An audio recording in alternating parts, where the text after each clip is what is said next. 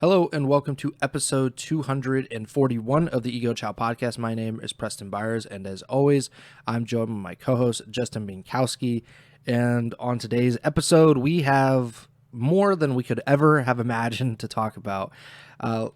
We were thinking about doing the show yesterday afternoon potentially, which would have been one of the greatest mistakes that we've ever made in Chall podcast history, because last night pretty much everything that you could have imagined going wrong in the CDL went wrong, or right for us at least, because we saw a bunch of rumored and reported roster changes. We saw relationships seemingly just absolutely disintegrate in real time on the timeline. And we're still not entirely sure of like what the teams will actually be when matches start for this CDL minor this weekend. But we have still a lot to talk about. But before we get to any of that, how you doing, Bink?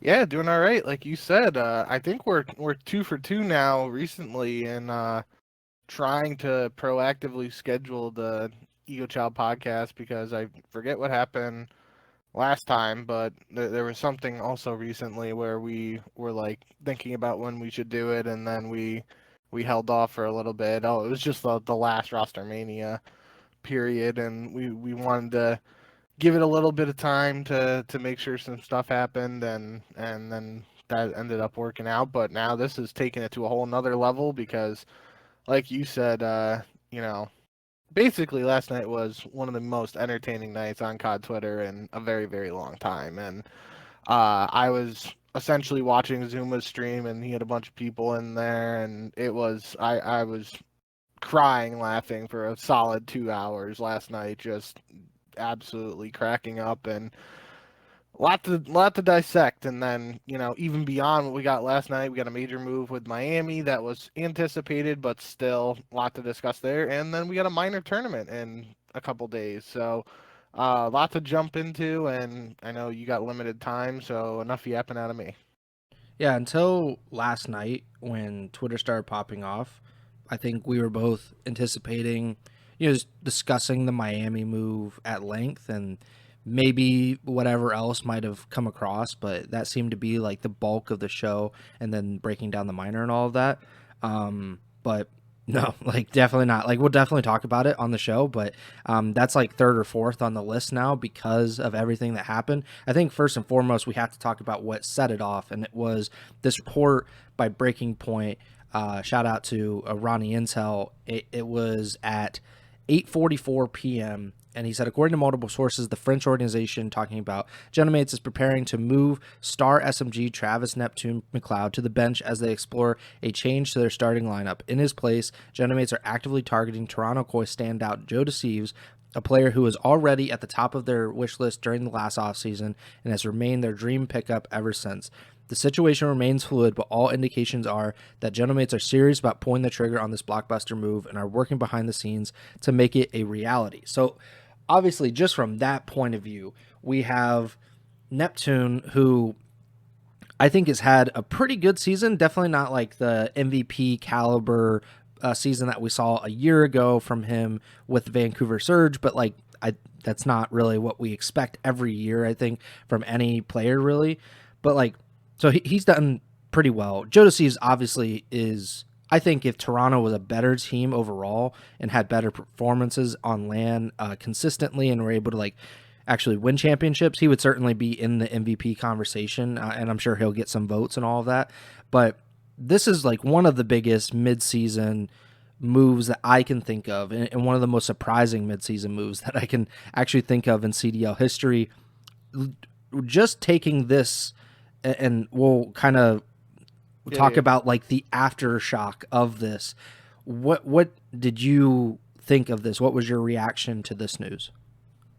Yeah, just on the JoeDeceives front on its own, it's a very, very interesting move. I obviously have been very high on Joe for a while now, and it seemed like everything, based on everything that's been going on recently, that, in just like 2 months, he was going to potentially be one of the most sought after free agents on the market alongside Scrap and Hydra. Like I'd say those two are probably in some order above him, and then he would be number three, depending on who else is actually an unrestricted free agent. But those are three of the ones that we like have a 90% plus certainty are actual unrestricted free agents heading into the upcoming off season.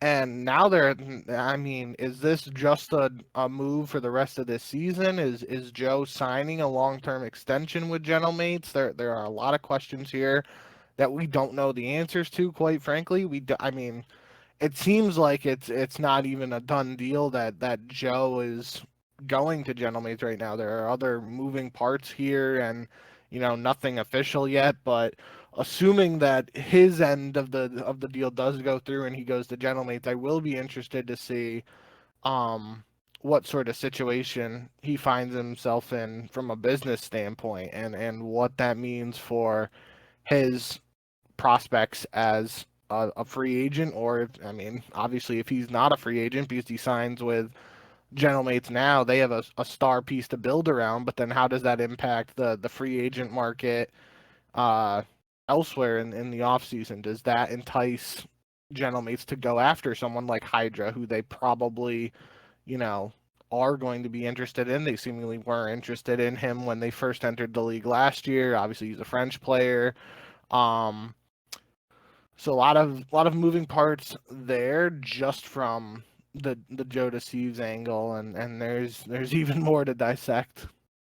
Yeah, and so like what comes off of this obviously is, so we get the report Joe is potentially coming into the Genomates Neptune bench. Neptune tweets just one word, personal. And I guess like you could say it's potentially unrelated, if you wanted to be really optimistic about it. But Envoy around the same time tweets a gif of Michael Jordan laughing. And that sets off like a pretty, toxic thread on Twitter where Neptune responds and he was like, what the hell? And Envoy said, I don't know why you're tweeting me. You're one of the worst teammates of all time. Neptune then proceeds to call Envoy a point 0.6 and says, I can't believe you hated me. I defended you so many times. Neptune goes back and deletes many of these tweets, and then reverts back to, I think, what he really wanted to say, and he was like, you're still a point 0.6 though. So obviously, like, this roster change between Envoy going to Minnesota and Estrio coming from Minnesota to the Gentlemates, that just happened, a week or so ago. And we were debating and talking about like who should actually get dropped off of this Gentlemates team. Like it was very evident that they needed to make a change before the Major Four qualifiers, but we weren't sure exactly who that was going to be. Envoy and Ghost Steve had like this long relationship where they played together for a while, but Envoy has always been like the player that people were like, all right, if you're going to drop someone or you're going to bench someone, he's the guy. And I just don't know how to react to something like this. We typically don't see it, especially this quickly. Sometimes we hear about it, months or years after the fact about how two players really hated each other. But I just don't know how to take this. I'm sure you were like pretty much just screaming when you started seeing these tweets come across your timeline.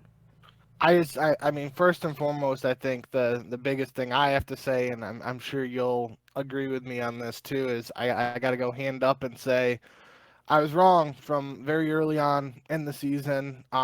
You can go back as far back as the ahead of Major One and after Gentlemates won Major One. I know I was saying a lot of stuff about, I can't believe all these people were saying there was potentially going to be issues behind the scenes with this Gentlemates team, and all that stuff that people were saying in the preseason when the roster was announced, and like there were the tier lists and people were ranking Gentlemates low.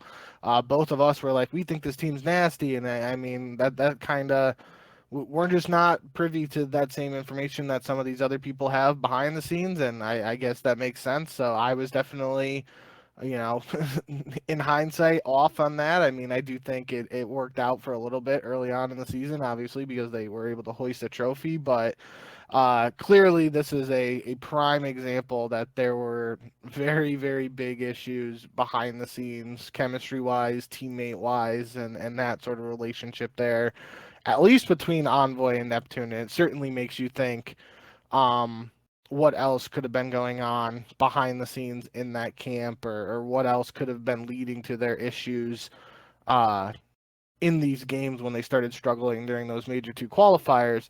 It also makes you think that there were the people who wanted Neptune to go to all these other teams in the off season, and especially like FaZe was one of the teams mentioned, and I know I was one of those people too. I was like Neptune and Sim together, like that would be a nasty sub duo, and obviously it didn't happen. And there were other people who Zuma was mentioning last night on his stream, they were like tweeting Kason that Kason screwed up and, shouldn't have let Neptune fall through the cracks, or however you want to phrase it. And it extended to a bunch of teams. But obviously, I mean, not going to pin this all on Neptune, because obviously it's pretty layered situation. But if somebody calls you the worst teammate of all time, like that can't not be true to some extent. I'm not going to say Neptune is by far the worst teammate for anyone in Call of Duty history, but I mean that means something had to have happened pretty seriously for Envoy to throw that out there. And it does make you wonder if like I remember people talking in the offseason about like Neptune.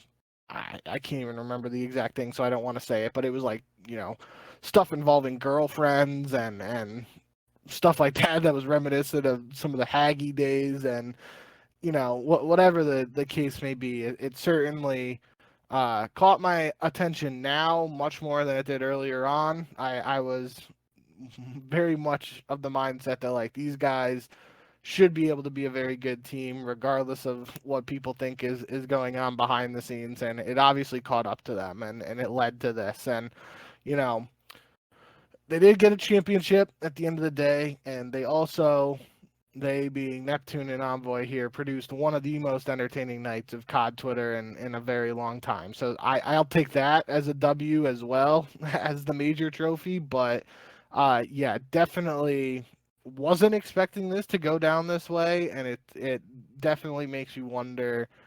This is potentially damaging to like Neptune in terms of his stock for getting on another team, because based on everything we're hearing right now, it sounds like he's just on the Gentlemate's bench. Like at first, it seemed like it might be a trade for JoeDeceives and Neptune, with Neptune going to Toronto. And I think I texted you. If I didn't, I texted Tremy, and I was like, I think that actually makes sense from a business standpoint for Toronto, because of the whole like JoeDeceives most likely being a free agent, most likely not signing with Toronto again, and then Neptune, who had just signed with Gentlemates, would most likely be on a 1+1 deal, which would mean that Toronto would essentially have a player under contract going into the next year, even though they do that whole, letting everyone explore their options in the offseason thing.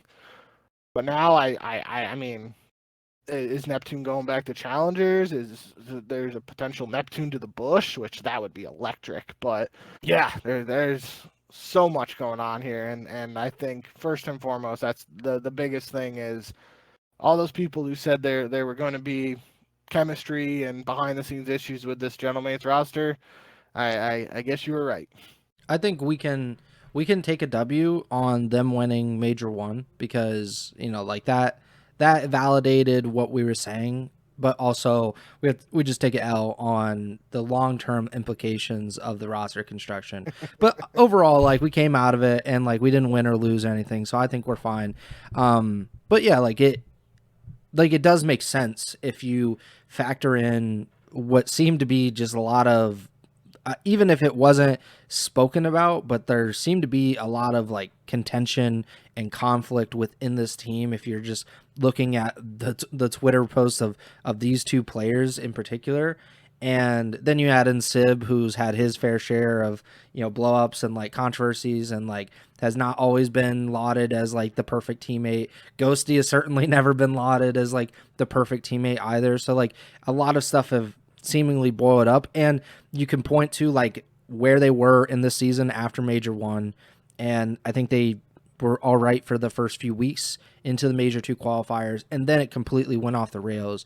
And now you can say, hey, like, this is probably why. Like, all of this stuff that maybe just never got resolved or never was spoken about, that came back to really damage and maybe actually destroy their season, depending on what happens at Major 4 and at Champs for Paris. But, it's kind of baffling that this happened. Sometimes like even with teams that are built around like kind of or have like a toxic foundation, they're able to actually make it through the season, and then they make a roster change and they all go their separate ways. But this team is seemingly on the verge of like completely collapsing. I mean, we should talk about like the actual roster changes. So not only is Joe reported to, potentially be going to Paris, but it seems like Kips might be following along with him.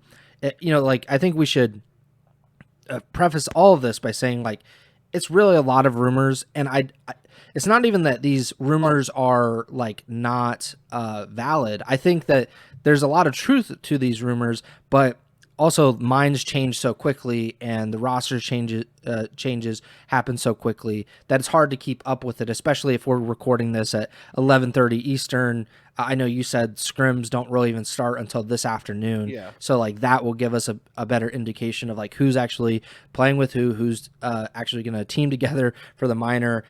Obviously time zones do factor into it, and a lot was happening late last night, but the only thing that has been reported so far is the JoeDeceives aspect of it. The Kip stuff started happening most likely after Ronnie went to bed, so that's most likely why it hasn't been reported on, but it definitely is. I would say that the Kips portion of this is more of a rumor. The Joe part, Joe to me seems like the most likely aspect of all of this, and then anything else regarding anyone literally involved in any of these talks is less reported than the Joe aspect of it, and is more on that rumor side of things. At least right now, like you said, things could very easily change. The other aspect that they were mentioning on Zuma's stream, besides like the scrim starting at 2 p.m., is that there's the challengers aspect of it, and I just saw ProLoot tweet like the schedule for the Bush for the challengers elite,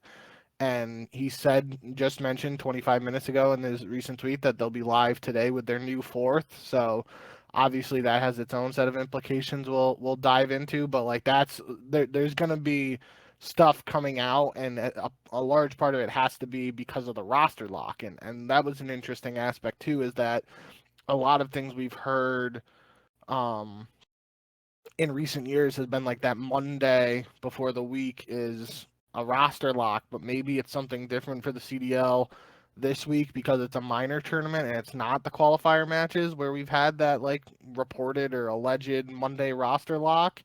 That would be like one of the only reasons I can think of why like we're getting late night Tuesday reports, but something to keep in mind. And like Preston said, we're recording this 11:30 Eastern on Wednesday. It's very possible a lot more stuff is gonna come out as the day progresses on Wednesday. Yeah, so the rumors are that Joe and Kips are going to Paris, and it it doesn't seem like there's a real solid idea of like who the four players are on that team despite that, because Sib has been, I think, released officially. I think he said it on his stream, if I'm not mistaken. Maybe I'll look that up real quick, but I believe that he was released.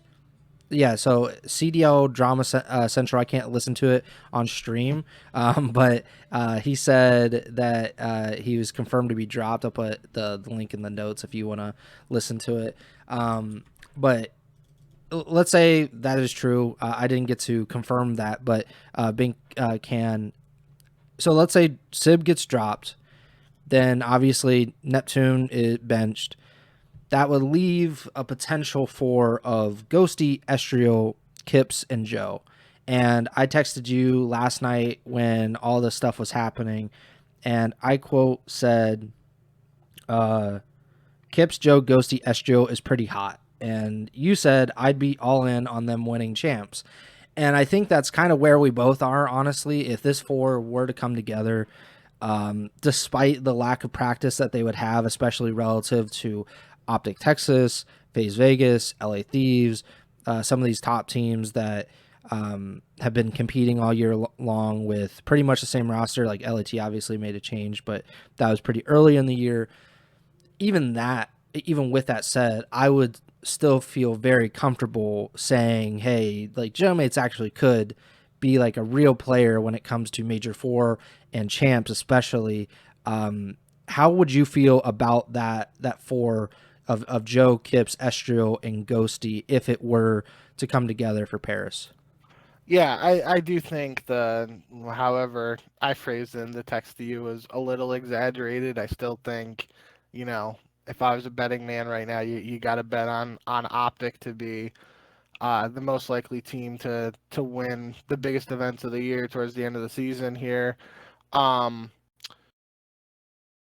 but yeah, I mean, it certainly seems like, at least again from a very surface level, just based on the Joe stuff alone, Major Four is in Paris already, like rumor reported to be quote unquote the biggest Call of Duty event ever from like a fan attendance perspective or whatever.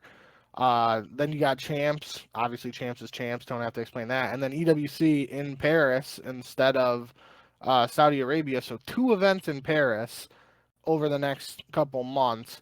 Seems pretty obvious, at least from the Joe stuff, let alone anything else, that Gentlemates wants to make a big swing and Yeah, wants to, put the best team impress. possible in front of its biggest, crowd. And I do think, I mean, there was a point last night where there were people questioning whether Estriel is still even on this team, and that was going to be like that would have been a whirlwind for him. He goes from G2 to Gentlemates to question mark all within like a week and change. Like that would have been nuts. And we don't know for sure what's going on there with him, but I certainly hope for his sake that everything works out, because I am, an Estriel truther for sure. But I think, at least, I do think there's some long-term potential for that um Gentlemates squad, because you would, in theory, at least have Ghosty on, since he just signed with them. You could potentially have Ghosty for next year. You would assume Kips, because he just signed this year, he would be on that 1+1 as well. And then that would leave you in a position to, even if you don't have Joe and Estriel sign for next year, you go all in on trying to get Hydra, and then you just need one SMG to put together with them. And I mean, that's a pretty nutty squad there. So I think there is that long term view of it as well, just based on how well Kips has played this year. But there's also like that win now mentality, because Joe and Kips have been two of the best players on a Toronto team that, if you ask just about anybody in the know in Call of Duty, they've essentially been getting top 3 by playing 3v4. If you ask anyone, that's what they'll tell Mm-hmm. you. And Ghosty hasn't had the best individual performances lately. Obviously, it seems like some stuff behind the scenes may have been impacting that, and causing his, maybe his mentality or his attitude and stuff to be affected, and that could translate to his results in matches. Not going to put it on that, but it's a possibility for sure. Um, you get some big changes like this. Obviously, Ghosty's played with Joe before on that LAT team at the end of the season in MW3 that I like to talk about so much.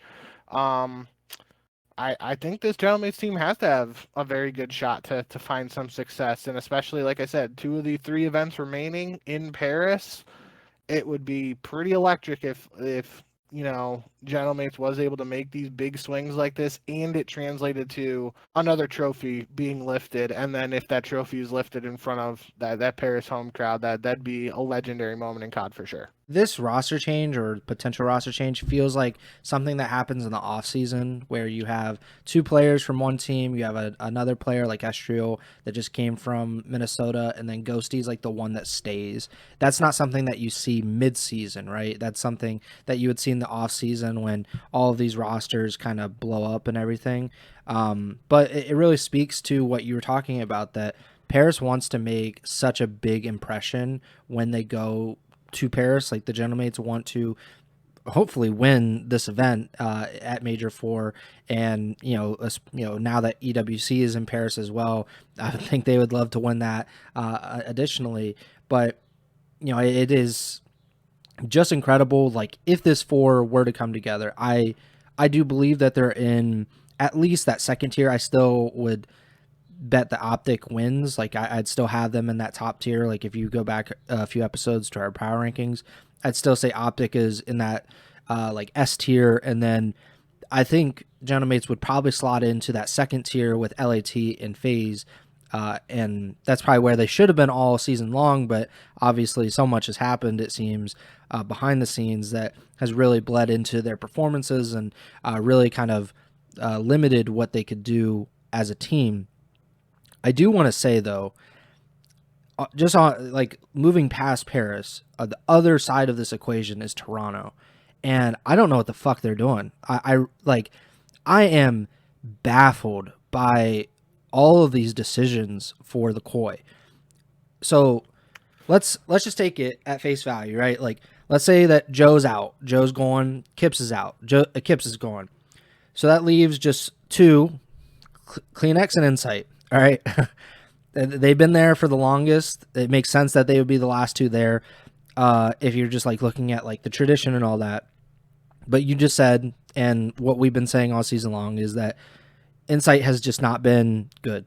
He hasn't been average. He's been pretty poor, especially for a team of this caliber. Like what I believe to be one player away from competing for championships consistently. So you have CleanX and Insight. It doesn't seem like they have like a real good plan for, at least in the short term, to replace these guys. And I just can't get on board with this. You can go back multiple years when Pred, we just talked about like his rumored buyout was like $420,000 when Optic really wanted him. I think that was like during the 23 season, maybe 22, 23. Well, I said at the time, I don't care how much money it is, if you believe that you can win a championship. And that was not necessarily as solid as Toronto is. I should mention that. Like Vancouver, I think it was Seattle at the time. But the Surge in that particular season, the year before, they were actually like contenders. But the season that he was being rumored to potentially like have like a massive buyout for Optic, they were not nearly as good. They were very up and down, and they ultimately did not win anything, didn't really even come close to anything, although I do think they might have beaten Optic at Champs that year. But other than that, like, I was just like, if you believe that you're a championship contender, that you can actually win a world championship, you have a duty to these players to stick together, and to your fans and the entire integrity of the organization, in my opinion, to go forward with it and say, if we lose a bunch of money, if Pred walks at the end of the season, then that's fine. That's something that we'll take on the chin. But we think that we can actually win something here, and we're going to stick together as a result of that. I feel the exact same way about Toronto, and they are so much closer to that than the Surge were that season, in that they've gotten back-to-back third-place finishes at the majors, despite having what we just said is a fourth that is incredibly lackluster and just not up to par with the rest of his team. And we just heard about, just a few weeks ago, that Toronto was trying to get Nasty to replace Insight in the lineup, and that there was a potential moment there after the Nasty stuff didn't work or, didn't come through, that Abe was going to replace Insight in the lineup. And although the roles would be very weird, I think, in that regard, and you could probably say that they aren't nearing their potential if they were able to actually get a solid AR, I think that would be more worth it to do, to bring Abe in and just mess around with the roles again late in the season, than to run it back with Insight like they were planning to do until they got absolutely smoked this past week, which we can't ignore. Like they have a really bad 3-0 sweep loss in the only match that they play this week. Their owner says disgraceful after the match, and then they have these rumored, like they're pretty much blowing it up. And I don't know like how connected everything is. Maybe it would have happened regardless. Like if they would have swept this past weekend, maybe they would have blown it up. But I can't get on board with this. I can't understand like getting rid of Joe, getting rid of Quick Kips, despite the financial implications. I think like you are like if Paris is blowing it up, Sib is available, right? Like if Sib, an AR player, you know, not my favorite AR player by any means, but like he is an upgrade over Insight. So I would rather that, or I'd rather a challengers player just pick one, come up to Toronto and try to figure it out over the last few weeks of the season than to just be like, hey, like a championship is not in our immediate future and we're punting till next season or 2 seasons from now. Like that's just not okay with me. How do you feel about all of this? I think you have a different kind of opinion on just like at least the planning, the long-term planning that Toronto seems to be doing in this regard. Yeah, so I do think, you know, depending on what their move is here, I can understand the implications of getting rid of Joe in this essence, especially, you know, it's Scrap talking here, but Scrap was the one saying, like, just casually on Zuma stream last night, they were talking about this when it was a Neptune for Joe trade. So very early in the night, he was like, it's probably Joe to Gentlemates and then Neptune in 100 bands is what he was saying to Toronto. And then they were like, it's not a trade, it's not a trade. And he's like, oh, well, then it's probably just 200 bands to Toronto for JoeDeceives. And well, this is, you know, in the same period we were talking last episode about those 400K buyouts and stuff, and even 200K, even if it's just like a figurative number here, that's still a lot more than some of these other teams that aren't paying $2,000 for some buyouts. So that puts things in perspective in terms of like the business ongoings of these top teams versus the bottom teams. Um, I also think, like you said, that the big thing, like business wise, if they are able to sell JoeDeceives and then turn around and get a player who they have under contract for next season, I said Neptune earlier. It doesn't seem like that's going to happen. The one rumor that's going on now is potentially Lurks. Um, I think I like that for Lurk certainly, because it seems like if he doesn't go somewhere else, he's just going to be stuck on Carolina for next year as well. And based on how they've played this year, that would kind of suck for him individually, unless they do like a major roster overhaul that helps him, you know, take that next step. But from a pure business standpoint, I wouldn't mind that move. Like if Joe goes because Toronto knows they aren't going to re-sign him or be able to afford him in the offseason, you try to get some money now, and then you turn that money into a player who can potentially impact the team this year and next year. You know, overall, I don't mind that, but the timing of this, as you illustrated, is absolutely insane. And like you said, we went from, this isn't going to sound as dramatic because of the change in months from May to June here, but literally May 26th we get that tweet from the CEO of Toronto Koi, basically being like, the narrative is overblown, we're sticking together, back to back top threes with upside to come, not apologizing to anyone. That's May 26th. May 29, one word tweet, disgraceful. Then June 2nd, we get reports of them getting rid of one of their best players, possibly getting rid of two of their best players. And at the end of all this, I put it in the notes. I feel for Kleenex the most from a Toronto perspective, because that guy's given everything to that team for multiple years now, and it feels like he's being left in the dust here. And you know, I've been pretty vocal about how I think he's played super well, especially since that switch to the back to a full time sub and the switch with the MPC meta. I think he's been more of the tissue is an issue Kleenex than we saw at the beginning of the year. And I mean, I will say Toronto's found a way to, you know, strike gold multiple times with some of these young up and coming players outside of like Kleenex and Insight over the years. They find these players and they have them in their roster for a couple years and then they go elsewhere and they lose them. So I do think they have the potential to maybe, strike gold again or find the needle in the haystack in challengers. But I mean, you got Kleenex tweeting depressing stuff when he doesn't really tweet that often. Like, he's down bad right now, and I do feel for him from a Toronto perspective. But yeah, I mean, like literally, this is one of the craziest. I can't even call it a 360 because like 360 goes full circle. Like this is like a roller coaster ride that Toronto's starting on the upward trajectory of narrative overblown, blah blah blah, and then they are just going down the tracks and there's no stop in sight since that initial tweet just a week ago.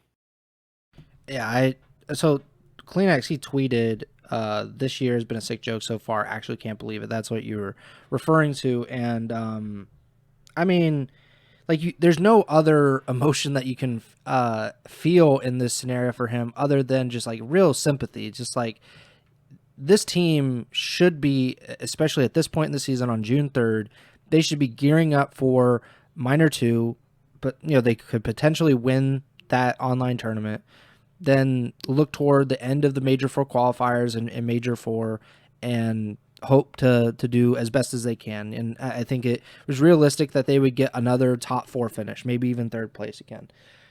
But now it feels like they are saying, hey, better luck next season. And if I'm Kleenex, I take that as a slap in the face. It's like, no. Like, this is not, I didn't come here for next season. I didn't come back. I didn't sign. I haven't stuck around with Toronto this long just to perpetually do, hey, like, we'll get them next time. Like, no. Like, that's ridiculous. And Kleenex should, like, if they go through with this, if they get rid of Joe and Kips and they bring in these young guys that are reported, I think we should, or not reported, but rumored, I guess, Traixx, and a potentially, like, who knows at this point, like, because there have been a bunch of roster changes in that group as well. But so that's the rumor, is that those 3 might be going to Toronto. If I'm Kleenex, I'm like, I'm not, like, sure, these guys are really talented, but like, you're building for the future with these guys. And if you had just been able to replace Insight with Nasty or Sib or some other AR that you feel is suitable, we might be talking about like potentially winning Major 4 and championship, and not just like, this isn't the NFL or the NBA or whatever. It's like, we're just not set up for this. Like, let's like tank for draft picks or whatever. Like, no. Like, that's not how it works in the CDL. And I believe, as like, just in general, and this goes with traditional sports too, like, I'd rather be the team that has like another crack at it. Like, I'd rather be the Buffalo Bills than be the Cleveland Browns, even though the Browns have a better draft pick. Like, they just traded Myles Garrett. They have like the draft capital and all of that. And like, they're bringing in young guys that could be the future, right, of the organization. But, and obviously it's different with football. There's so many more players and all of that. But like, the philosophy is the same. Like, I'd rather be a team that just has a chance at winning something and putting ourselves in the best position to win it, even if that's not the smart move or the prudent move, and we could set ourselves up better for next year or 2 years. But like, if you have a chance, if you're in the playoffs, if you're like if you went like 12-5 and then you're like, actually, we're just not in like the best position, we think we could just do better next year, I can't help but feel bad that Kleenex is in the situation, that Toronto, the organization, is putting him in this situation. And that's why I'm so baffled, like, by all of this. Is just like, it's so rare to see a team like kind of give up on the championship aspirations they have at this point in the season, when it's an actual team that could potentially win a championship. Like, I'm not saying like, if the Boston Breach give up, I'm like, yeah, that makes complete sense. Like, just like, that's why you get rid of Nasty in the first place, is like, hey, we're kind of looking towards the future, or we can get some money for this. I completely get that part of it, but not when it's Toronto, and not when it's, getting rid of potentially your 2 of your best players, and JoeDeceives is really just kind of a big kick in the nuts for anybody, like for him especially to get moved. If it obviously comes to pass, and we keep saying that, but we could all look like real big idiots if nothing happens and everybody kind of reverts back to their initial rosters and all of that. After we do this podcast, I guess real quick, the last thing on Toronto, if Traixx, Lurks, Abe, we'll get to the Traixx part of it, but if Traixx, Lurks, and Abe go to Toronto, how do you feel about something like that? Obviously, that's a pretty interesting roster. The roles might not work as well as you might want, but how do you feel about something like that? I don't think it's all three of them Yeah. going. I think it's been like here or there. I think Traixx is like independent of Abe and Lurks, and Yeah. I think Abe is obviously the most likely to get a shot with Toronto. He's already signed to the team on the bench. Like that just makes sense. Again, from a business standpoint, to insert him into the roster when he's already getting paid by the team. Um, the other stuff, I mean, it seems like everything we've seen from like Traixx and Larks and even Abe to an extent, they are mostly SMG players. So I worry about if they bring in multiple of those guys, does that mean Kleenex is going back to a flex, which, in the current meta, it could work in the sense of there are some maps where it's still a 3 NPC meta right now, and obviously based on how Kleenex has been playing with that gun, then Toronto would be in a good position if he was like the third SMG option. Um, but I think that like none of those names being mentioned right now are ARs. So is Insight still sticking around after all this, or are they going to actually use this opportunity to make a move to replace him as well? That seems uncertain at this time.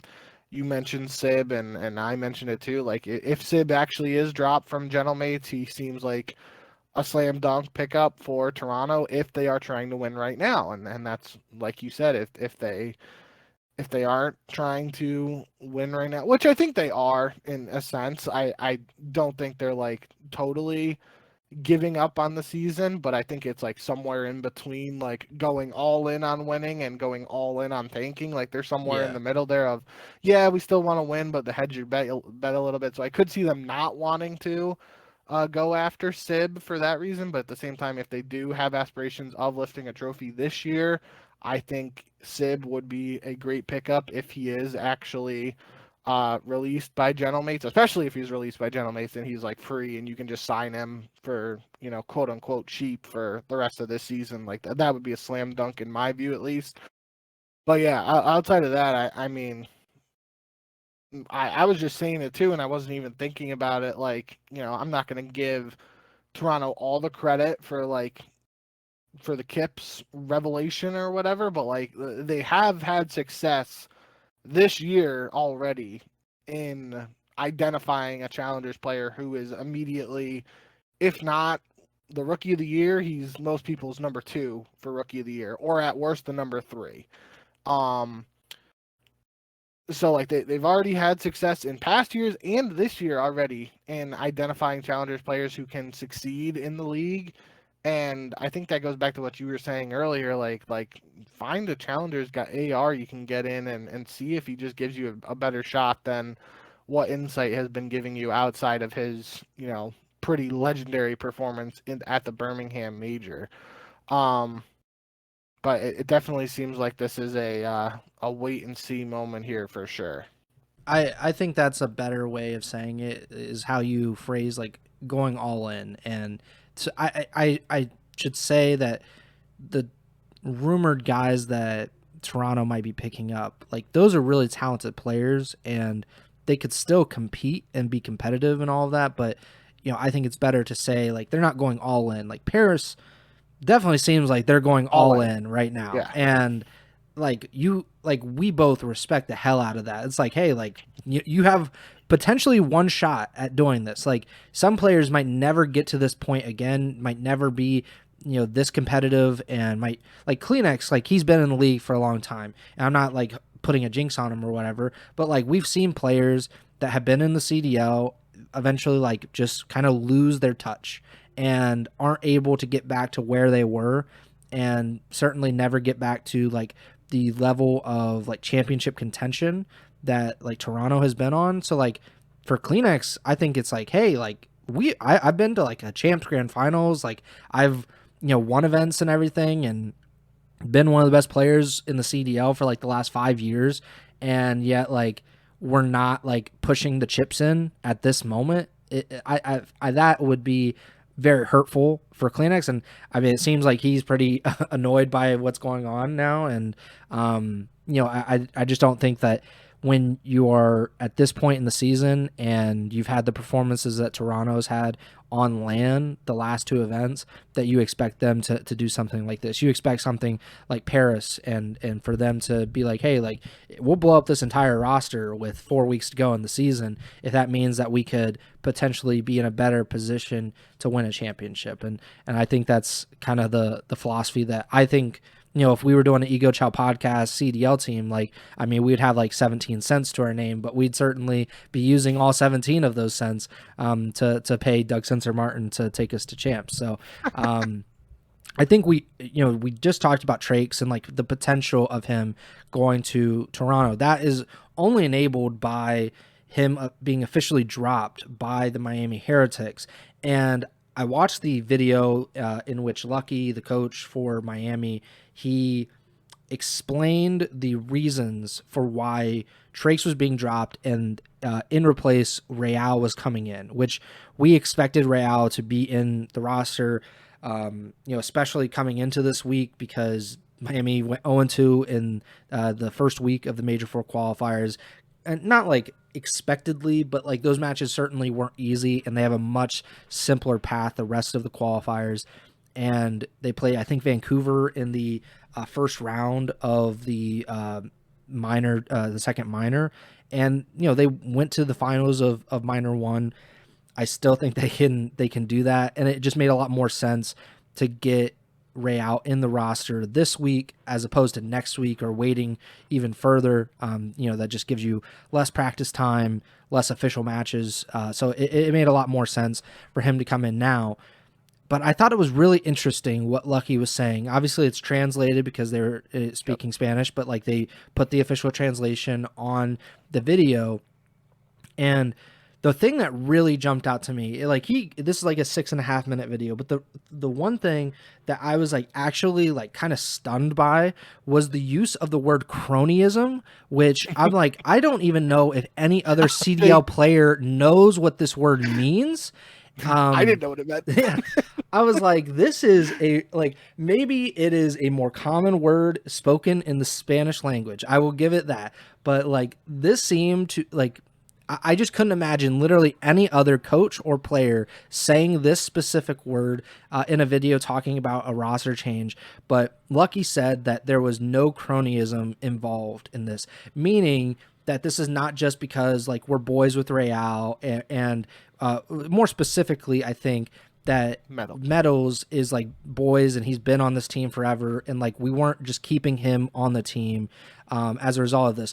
I think we should mention real quick before I move on, like how we were talking about like there was a potential like temp saying that maybe Super gets dropped or whatever. Super's name was not mentioned. Rancor's name was not mentioned. This like Lucky made it very clear it was either Traixx or Metals. Like one of these two were being dropped. It was not going to be the two guys from last year that we thought were like rookie of the year candidates and all of that. So I think we should put it out there. But he basically was explaining why Metals was not dropped and Traixx was.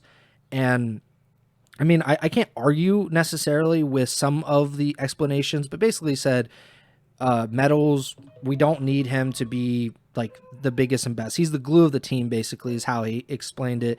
He enables players to be in better positions to succeed.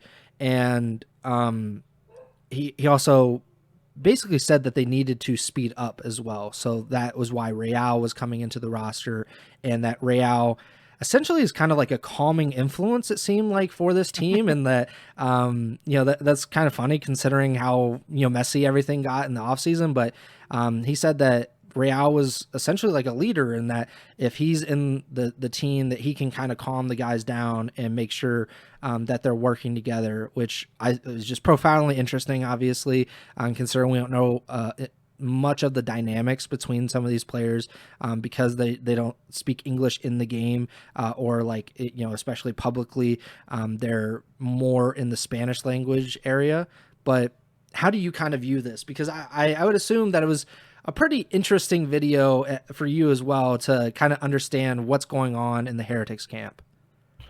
Yeah, so like we said, what are we, like 50 minutes into this now? So almost an hour ago, when we were prefacing everything that happened, I was fully preparing for this to be the main portion of today's show and what we were talking a lot about, and I kind of watched that 6 minute video a couple times and put some of the main quotes in our notes, and obviously it's not going to be something we're talking about now, but I was fully prepared to go all in on this and deep dive and have a lot to say.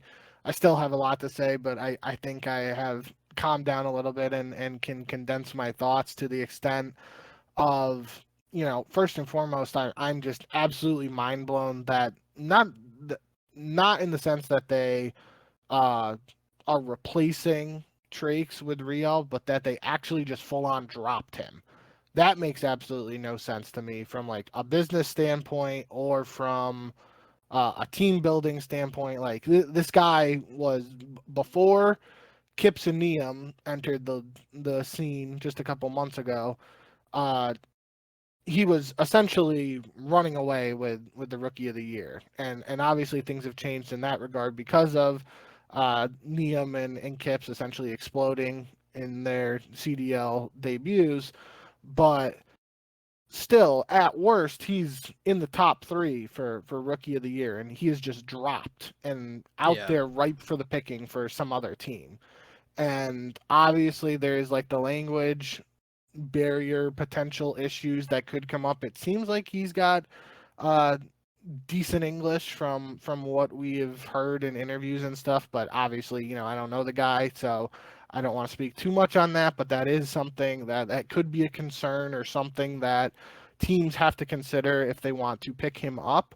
But the fact, like, Miami has been known for doing these 5-man rosters and in previous years, Mm-hmm.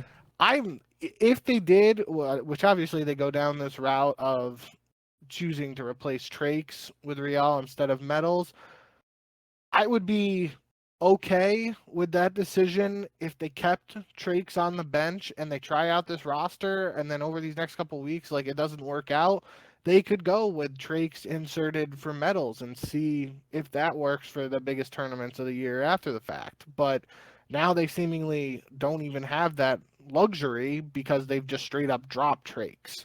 So that was the first and foremost, the biggest thing that stood out to me was it's not like he was just benched and they're holding on to him. He is seemingly a free agent now, which, based on how he plays, that doesn't sit right to me. I don't think that was a smart move for the short term and the long term of the Heretics, but we will see how it works out. It is pretty obvious the camp there is very high on what Metals provides for the team beyond the statistical influence. And one of the quotes that did stand out to me from Lucky, again, like you said, uh, the video was in Spanish, so the translation, we don't know for sure how accurate it is and everything, but it was the one. He said, "We're not in a place as a team right now where we're short on kills, quite the opposite.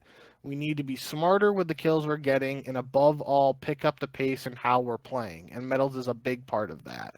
And you mentioned the pace stuff, but um that kills quote, that seems like kind of alluding to what Temp was Mm-hmm. mentioning when he was like saying like you could maybe do something with Super, which I think everyone was like kind of thinking that would be like one of the most insane moves that you could possibly make. But from outside looking in, maybe Miami needed to make a bombshell move like that. But now we're hearing this from Miami.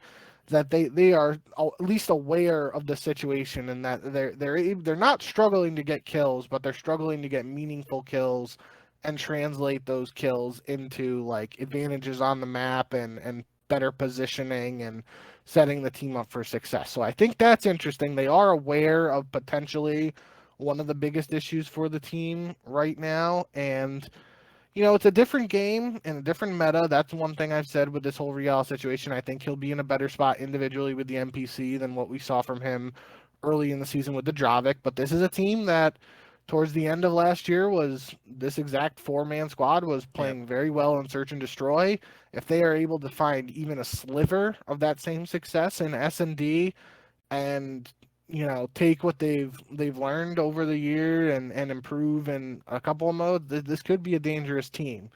But I do think that the Traixx side of stuff is very confusing to me. The other big thing that stood out to me was towards the beginning of the video, and Lucky said that trust and communication were two of the most important pillars that have been missing with the team, and that essentially, I mean, this was before the the Neptune and Envoy stuff, obviously, so I didn't think about it in this sense until right this second, but like, it makes me think that this is something that just from the outside looking in, we had no idea, but there might have been some internal issues behind the scenes with this Miami squad.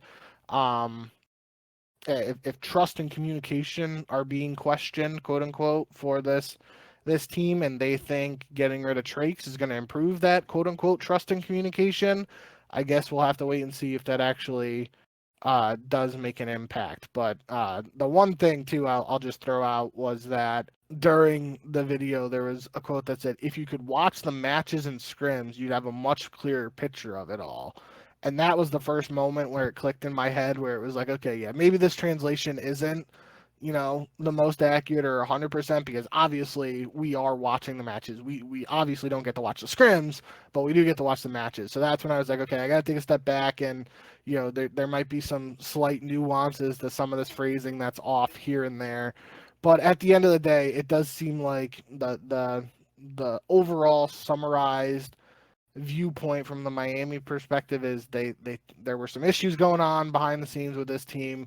They think that Metals is more invaluable to the team than Traixx, and they are bringing in ReeaL as sort of this quote unquote leader on the map, or just like a leader of the team, and they're going to try to improve the pace and try to get more meaningful kills going forward, and we'll have to see how they put it together.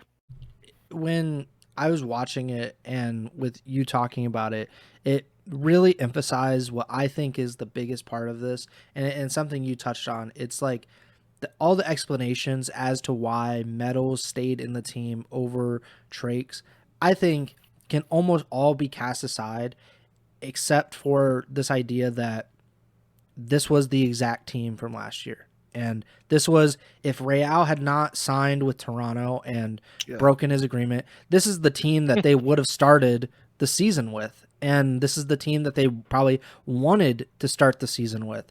And I think that's what it all comes down to. Like, if you can, like, maybe there are internal issues with Traixx and the other guys on this team. Maybe Meadows is better for this specific role that he's occupying, especially with ReeaL coming into the lineup, than if Traixx had maybe had to move into a different role to allow ReeaL to do what he is good at. Maybe all of this is true, right? But I think what the biggest part of this is that Miami had an idea of like what they wanted this season to be, and they thought it was going to be these 4 guys. And now that they have a chance to put these 4 guys onto the map together, they're going to do that, even though I think the logic would say Traixx is probably the better player than Metals, and certainly statistically that is the case.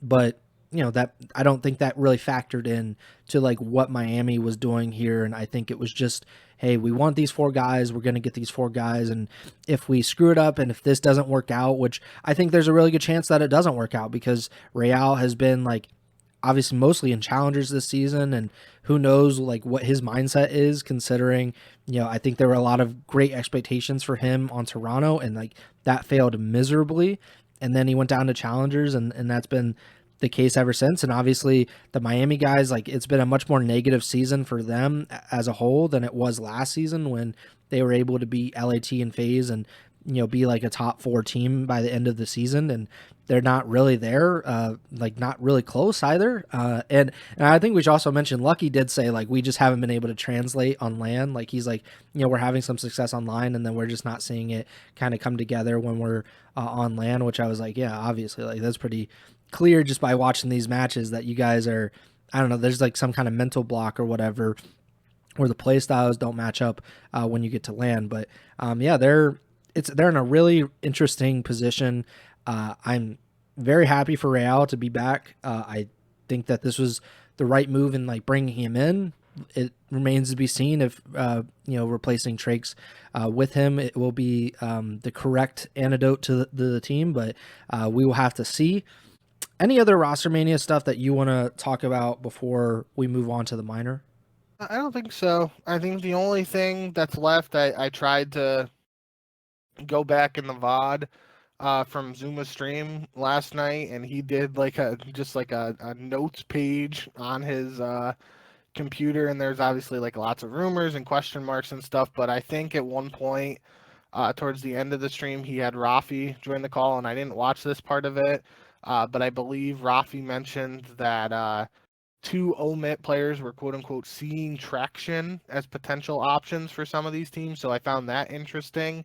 At one point earlier in the night, it seemed like Ethan could have potentially been getting looked at by some of these teams, and then the visa stuff is seemingly going to be an issue. It seemed like at first, like the I forget who was saying it. I don't think it was Ben. It might have been Ben, but I think it was somebody else.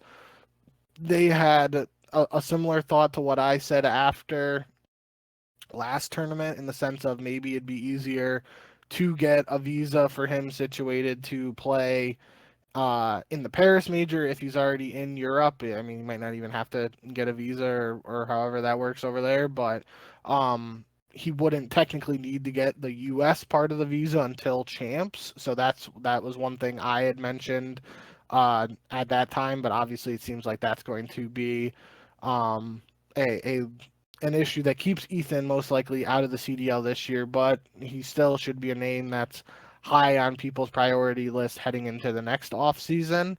And then just, shout out Zuma, obviously. Shout out all the people involved with that stream last night, because it was, like I said, one of the more entertaining nights of COD Twitter in a long time. But especially Scrap and Pred. Just got to give them a shout out for being just absolute clowns and hilarious. I mean clown in a genuine way, because they had me cracking up, and like they were overreacting to every little sentence that was being said on that stream, and I was absolutely dying. So shout out everybody involved in the external portion of this little mini roster mania we got last night. And I think just the last thing, and obviously this is going back to the Genomates, but I saw this Brian Stats tweet from this morning, and I think it's just like profoundly intriguing. He said the last time we saw a team make numerous changes in the same season of a major tournament victory was Optic Texas and Vanguard going from Illy to Proloot to General to Illy. He said if the Paris Genomates go forward with this squad wipe, they would have officially made more roster changes than they did last year as the 11th seed when they went 6-26 during this regular season. So that really goes to show like this team is like, we're willing to do whatever it takes, even if it doesn't make sense in terms of like the overall season in general. I will just say I saw that stat, and the reason I didn't include it in the notes or anything, I shout out Brian Stats for a lot of his posts and stuff. I just thought it was a little disingenuous, probably not intentionally, but like obviously Optic Texas made multiple changes. Last year they just didn't win a quote unquote major, but they won a major tournament because they won champs in EWC. So it wasn't actually a quote unquote major, but they made multiple changes last season, from, Pred to Kenny to Hook to Skies to Mercules, and sure, it didn't get result in a major, but they got champs in EWC. I wonder if it's based on like winning a major tournament and then making the roster changes, or if there is like Like that would I think obviously. it's just. I think he just meant like the majors Yeah. Okay. and not counting champs, but Yeah, that would make sense. Let's move on then. Talk about the minor. We're about an hour, a little over an hour in. The minor, which is kind of like secondary, tertiary. I don't know. Like I don't even know what the fourth one would be, but it's certainly not at the top of mind. It will be really interesting because we're going to probably see some new rosters and some teams are going to have to figure it out on the fly. It seems, but this is like a really like back burner kind of tournament now because of all these roster changes. But there's still going to be some really interesting matches. Obviously, the minor, it works the same as the first one, which is it's all 12 teams, but the top 4 seeds get a first round bye, and it's a single elimination online bracket tournament. So the top 4 seeds are Optic, Paris, FaZe, and LAT, not necessarily in that order, but that's the order of it. They are in the bracket. And then you have this is based on the standings at the end of Major 3. So nothing that happened last weekend during the Major 4 qualifiers or the first week of the qualifiers count toward the standings. So it's just based on the standings after Major 3. And I mean, a lot has changed, even from Major 3 to the first week of the qualifiers, and a lot's changed from the first week qualifiers to Minor 2. But it's going to start on Friday, June 5th, with the first round matches between the bottom 8 teams, and that's Carolina playing the Falcons, C9 versus Toronto, Vancouver versus Miami, and G2 versus Boston. I want to start, if we could, with C9 versus Toronto, just because we have no idea what this roster is actually going to look like. C9 is the worst team in the league by far, and I have to remember to talk about them potentially being one of the worst teams in CDL history eventually, but we'll get to it, I guess. But we don't know how the Koi are going to look. We don't know who the Koi are, essentially. I'm still going to pick Toronto, obviously. Like, that's not in any doubt or any jeopardy. I would assume the same for you going with the Koi over C9 in this match. yeah. And I will just for a brief second go back on what I said there about the Brian Stats tweet. I misinterpreted. He obviously meant like they won the tournament and then made the changes. That wasn't the case last year with Optic. They went on to win a big tournament, but they technically didn't change in the same season. Yada yada. So sorry about that. But yeah, back to the minor. Got to go with Toronto here for sure. Regardless of what team they have, I would expect them to be better than what we've seen from Cloud9. But I mean, if you are Cloud9, this is an interesting opportunity to play a team that, as far as we know, that they are at most going to have today and tomorrow, so 2 days worth of scrims with whatever roster is thrown together here following whatever is going on. At most, they have 2 days of scrims. So it is an interesting opportunity for Cloud9. I still think Toronto should be able to beat them, but like you said, we don't know the roster, so could cause some interesting stuff to happen there. But the bigger thing is, assuming Toronto does beat Cloud9, that sets up Toronto versus Gentlemates in round 2 of the minor, and that would be, from what we're hearing, potentially Joe and Kips versus their former team. And then we have I think the most interesting match of the first round, like not necessarily like just looking at Toronto, seeing how that works, looking at Miami, seeing how that works and all that, like that's interesting. But I think what could be a pretty competitive match if this one team like actually shows up is Carolina versus the Falcons. Obviously the Falcons have been on a hot streak. They've been one of the better teams over the last few weeks in the CDL. And I saw Pred was like, what did we do to the Gentlemates, basically, because they swept Paris and all of that. But so they've been really great. Carolina is the 9th seed, and they basically, as we've discussed multiple times now, they basically need to keep just winning matches. They need CDL points however they can get them, and they have to win 2 matches to get any points out of this minor. So they really need this win. They then would need to beat Optic, which is just like a pretty incredible task for them. But I think we've seen Carolina be relatively competitive with some of these teams, and certainly Falcons throughout the entire season have just not been very consistent. So it is realistic to think that they kind of underperform here. I will go with Falcons, of course, but how Yeah. do you make of the what do you make of this matchup?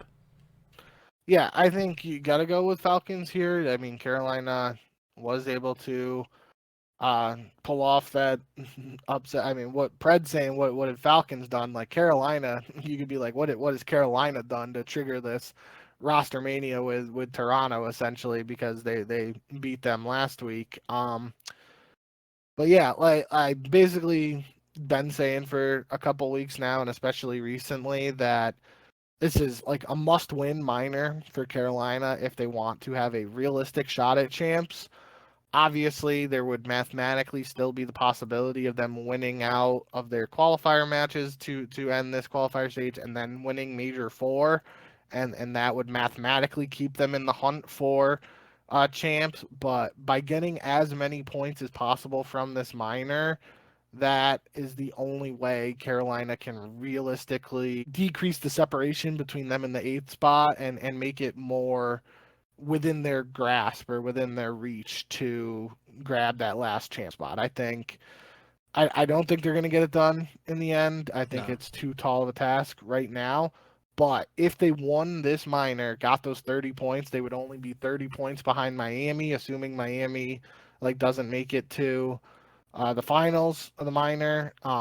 And like 30 points is a lot more doable than 60 points. Literally cuts the deficit in half. Mm-hmm. And then you're like, instead of having to win Major Four, you just have to get like two placings better than that eighth spot, and that's just much more doable. Um, so I don't think it's likely, but I think that like this is, I think Carolina is aware that this is like make or break time for them, and it's also if Lurks goes to Toronto, I don't know who the hell is going to Yeah, that's Carolina. true. So I'd really I can't pick Carolina to win this, but I think it is important to illustrate how important this minor is for them and their champs aspirations. And then we have Miami versus the Surge. This obviously the first time that ReeAl's been on Miami this Yep. season.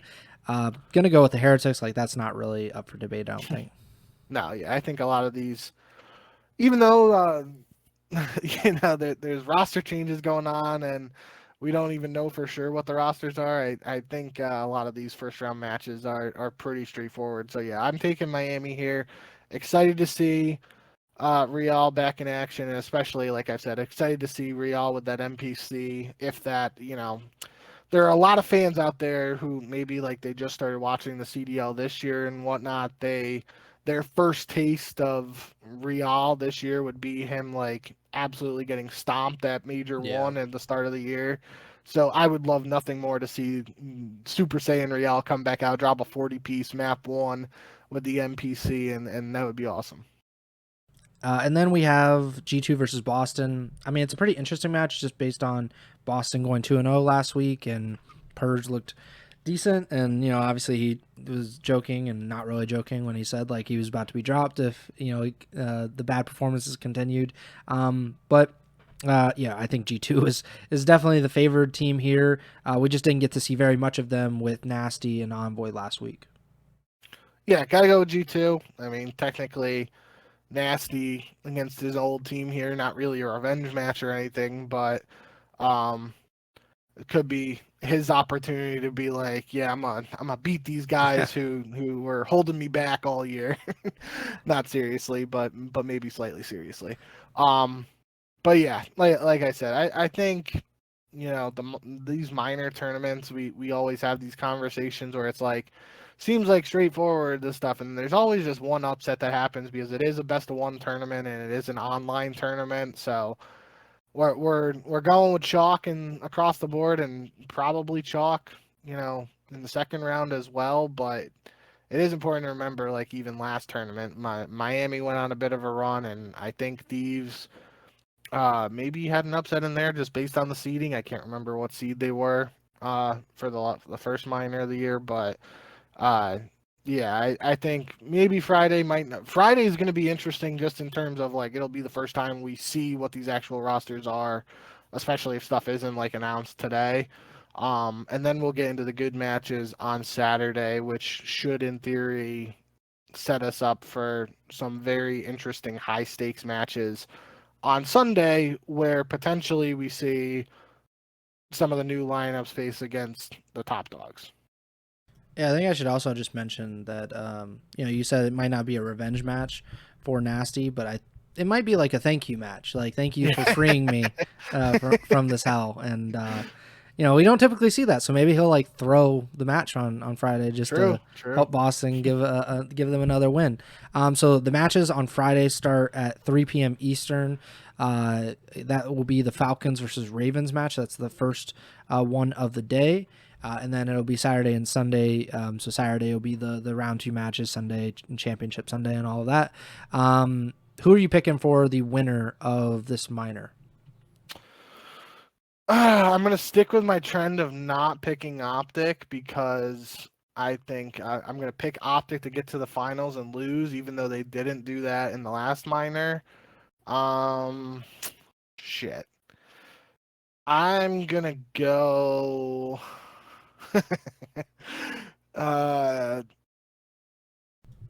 this is really trolly because we don't even know the team, but give me Gentlemates to win the minor. I think that'd be so funny given everything that's happened. I mean, it's not unrealistic by any means, I don't think.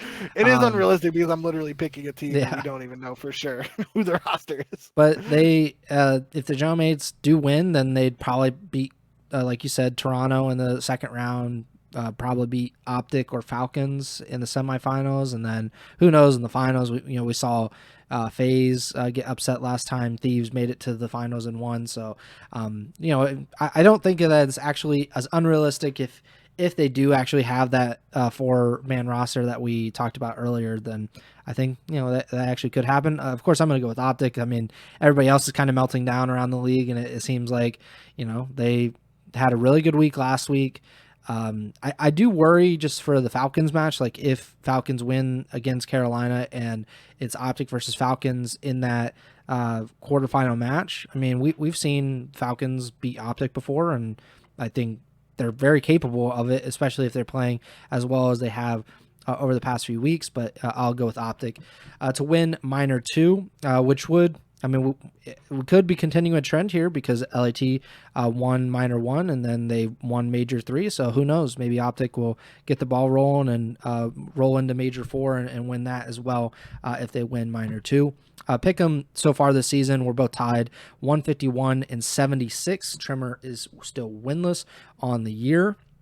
And I think the idea is that we'll be back on Sunday evening to talk about the minor, and I mean, probably talk about some rosters that we don't know of at this current point in time. But we appreciate everybody tuning in, listening, and watching. Please make sure to like, subscribe, or follow the podcast feed wherever you're listening or watching on: Apple Podcasts, Spotify, Amazon Music, as well as YouTube. You can watch the live stream and the VODs of the podcast on YouTube or Twitch, twitch.tv/Ego Chall Podcast. You can also follow and subscribe to Bink on Twitch, twitch.tv/jbink with 2Ks. Follow us on Twitter at jbink with 2Ks, at presbyers, and the podcast tours at Ego Chall Podcast. And again, the plan is to be back on Sunday to talk about all the whatever we have to talk about, I guess. I think it'll be a pretty interesting show. Certainly probably more interesting than the post minor 1 show that we did a few weeks ago. But I think that I really just have no idea. We, like Bink was talking about earlier, I mean, we had a completely different plan as to what we were doing for the show or what we thought the show would be as of like 8:30 p.m. last night. And I'm sure the same will be for Sunday's show as well. But I appreciate everybody tuning in. And Bink, take it away.